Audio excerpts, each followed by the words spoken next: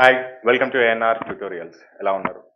So, ఇది ఇక్కడ మీకు డిస్‌ప్లే పైన చూపిస్తున్న మ్యాథమెటిక్స్ మోడల్ అనేది మోస్ట్ ఎక్స్‌పెక్టెడ్ 2026లో ఖచ్చితంగా రాబోయే క్వెషన్. ఒకవేళ మీరు గనక రేపు ఎగ్జామినేషన్ ఏదన్నా రాయబోతుంటే, అంటే రేపంటే మీకు ఎగ్జామినేషన్ ఏదైనా జరిగితే 2026లో దాంట్లో ఈ క్వెషన్ ఉండే అవకాశం ఉంటుంది. అలా మీకు మొత్తం 100 మోడల్స్ ఉంటాయి. ప్రతి ఒక్కటి మీరు చూడండి. ఈజీగా మంచి మార్క్స్ స్కోర్ చేసుకోవచ్చు. సో, నేను ఒక క్వెషన్ ఎక్స్‌ప్లెయిన్ చేస్తాను. లాస్ట్‌లో మీకు ఒక హోంవర్క్ కూడా ఇస్తాను. ఆ క్వెషన్‌కి ఆన్సర్ చేసి కింద కామెంట్ సెక్షన్‌లో తెలియజేయండి.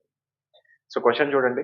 The area of regular polygon with a side of 8 centimetres. Regular polygon అన్నాడు. సో, పాలిగాన్ అంటే ఎన్ని సైడ్స్ ఉన్నాయో ఇవ్వలేదు ఇక్కడ. అసలు కనుక్కోమన్నదే సైడ్స్ లాస్ట్‌లో. సపోజ్‌కి నేను ఎగ్జాంపుల్‌గా తీసుకుంటున్నాను. సపోజ్‌కి ఈ విధంగా ఉందనుకుందాం. Regular polygon. రెగ్యులర్ అంటే ఏంటండి? అన్ని సైడ్స్ అనేది ఈక్వల్‌గా ఉంటాయి. ఈ విధంగా పాలిగాన్ ఒకటే అనుకుందాం సపోజ్‌కి. సో, దాని యొక్క ఒక్కొక్క సైడ్ ఎంతంట? 8 సెంటీమీటర్స్. ఇక్కడి నుంచి ఇక్కడికి 8, ఇక్కడి నుంచి ఇక్కడికి 8, ఇక్కడి నుంచి ఇక్కడికి 8, ఇక్కడి నుంచి ఇక్కడికి 8, ఇక్కడి నుంచి ఇక్కడికి 8, ఇక్కడి నుంచి ఇక్కడికి కూడా 8, ఇక్కడి నుంచి ఇక్కడికి 8, ఇక్కడి నుంచి ఇక్కడికి కూడా 8 సెంటీమీటర్స్ ఉందని ఇచ్చాడు క్వెషన్‌లో. ఆ తర్వాత దాని యొక్క ఏరియా వచ్చేసి 112 సెంటీమీటర్స్. సో, దీని యొక్క విస్తీర్ణం టోటల్ ఈ లోపలున్న ప్రదేశం మొత్తం ఎంతంట? 112 సెంటీమీటర్ స్క్వేర్ చదరపు సెంటీమీటర్లంట. ఓకేనా? సో, ఇది is equal to A. Capital A అనుకుందాం. Okay. Capital A. So, if the perpendicular distance from the centre of the side of the polygon ఎంత ఇచ్చాడు కనబడట్లేదు. ఒక నిమిషం. ఇక్కడ ఇచ్చాడు కదా 7 సెంటీమీటర్స్ క్లియర్ చేస్తాను.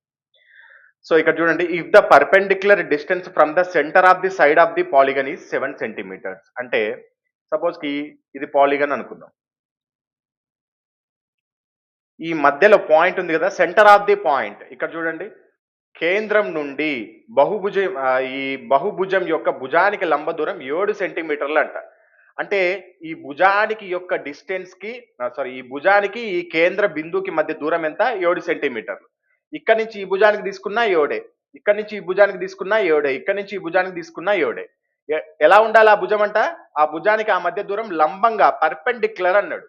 సో, లంబ దూరం అన్నాడు. సో, సెంటీమీటర్స్ 7 సెంటీమీటర్లని ఇచ్చాడు క్వెషన్. సో, ఇది 7, ఈ భుజం 8, ఏరియా వచ్చేసి 112 సెంటీమీటర్ స్క్వేర్. సో, ఇప్పుడు ఏమన్నాడు? ఈ పాలిగన్ యొక్క సైడ్స్ ఎన్నుంటాయి? అంటే ఈ భుజాలు ఎన్నుంటాయో కనుక్కోమన్నాడు. సో, ఇది క్వెషన్. సో, ఎప్పుడు గాని ఈ విధంగా ఏమిచ్చాడు చూడండి. వైశాల్యము ఏరియా ఇచ్చాడు. అదే విధంగా స్మాల్ ఏ అంటే ఏంది? సైడ్. ఒక భుజం. భుజం యొక్క పొడవు. క్యాపిటల్ ఏ అంటే ఏరియా. నెక్స్ట్ లంబ దూరము ఇచ్చాడు. డిస్టెన్స్ ఇచ్చాడు. లంబ దూరము. Perpendicular distance. సో, అదెంత ఇచ్చాడు? 7 సెంటీమీటర్స్ ఇచ్చాడు మనకి. సో, డి వాల్యూ కూడా ఇచ్చాడు. So, distance. ఈ 3 ఇచ్చి నెంబర్ ఆఫ్ సైడ్స్ కనుక్కోవాలి. భుజాల సంఖ్యను కనుక్కోవాలి అన్నప్పుడు మీకు ఒక ఫార్ములా ఉంటుంది. ఏ అంటే ఏంది? Capital A area. Area is equal to half into perimeter into లంబ దూరం పర్పెండిక్యులర్ డిస్టెన్స్. ఇది formula. A is equal to half into perimeter into perpendicular distance. వైశాల్యము is equal to half into చుట్టుకొలత into లంబ దూరం perpendicular distance. ఇది formula.